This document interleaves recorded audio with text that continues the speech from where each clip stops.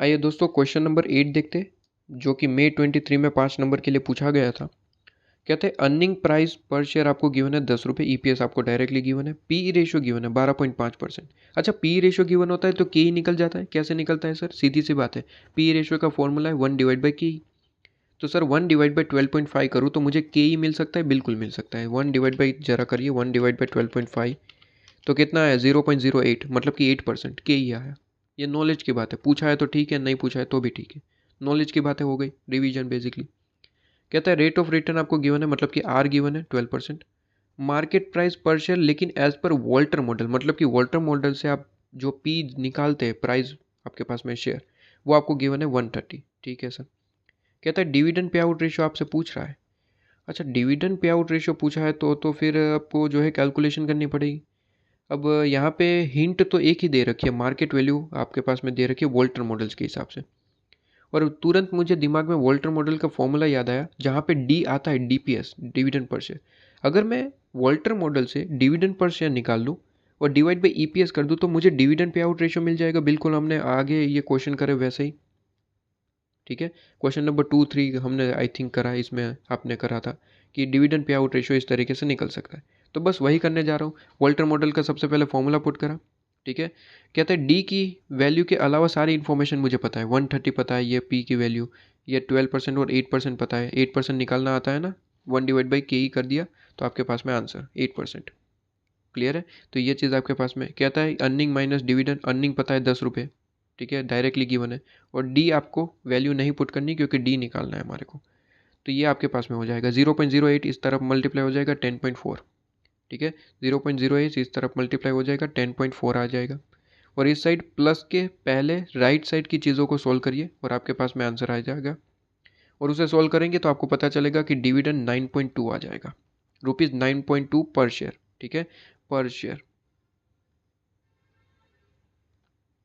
लेकिन क्वेश्चन ने क्या डिविडेंड पर शेयर पूछा था? आंसर इज नो, इसने डिविडेंड पे आउट रेशियो पूछा था। तो बस डिविडेंड मिल चुका ना, डिवाइड बाई ईपीएस कर दो, रेशियो मिल जाएगा। डिविडेंड पर शेयर 9.2 मिल गया, डिवाइड बाई ईपीएस कर दो 10 रुपये इंटू 100, मतलब कि 92% क्या आ गया, dividend pay out ratio.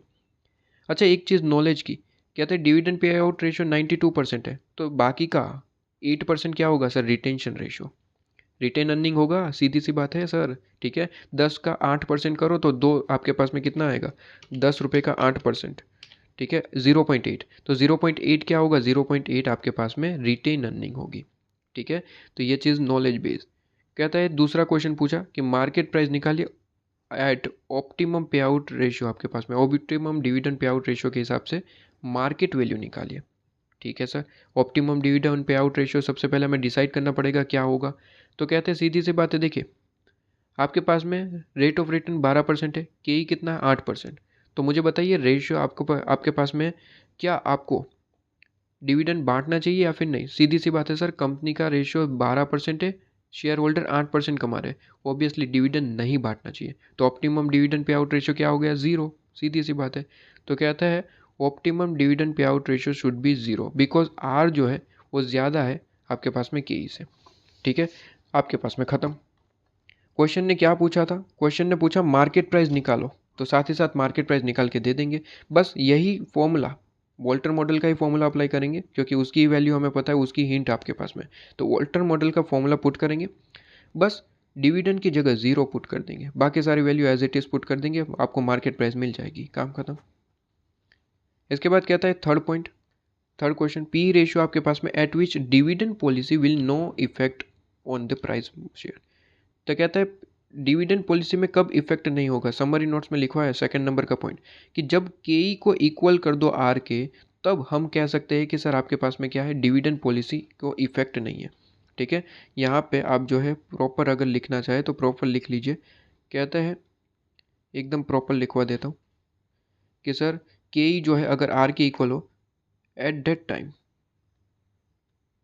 Eight that time dividend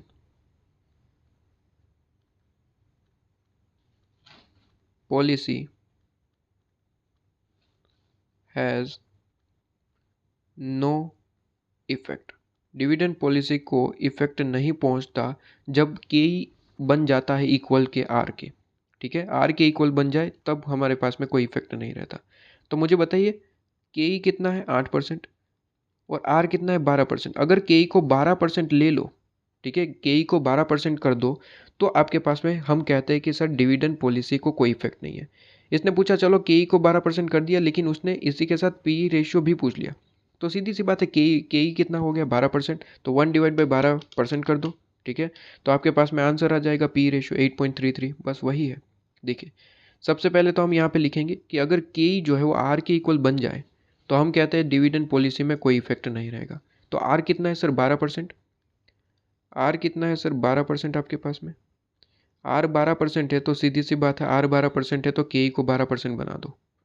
अब के ई 12% बन चुका है तो पी रेशियो कितना होगा सर 1/के ई करके निकाल दो ना 8.333, और पी रेशियो परसेंटेज में नहीं इसी तरीके से लिखा जाता है 8.33 बस, ठीक है, और 8.33 है इसलिए मैंने बार कर दिया, ठीक है, ये पता होगा ना 8.33 बार, मतलब कि आगे 333 इस तरीके से, ख़त्म कहानी।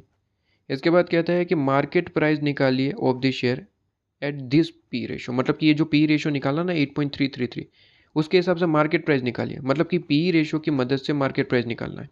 तो पी रेशो की मदद से तो मार्केट प्राइस एक ही तरीके से निकलता है, ईबीआई टीपीएस एनालिसिस के फॉर्मेट में पढ़ाया था। क्या सर, कहते ईपीएस से मल्टीप्लाई कर दो पी रेशो तो क्या मिल जाएगा एमपीएस मार्केट प्राइस पर शेयर, काम खत्म।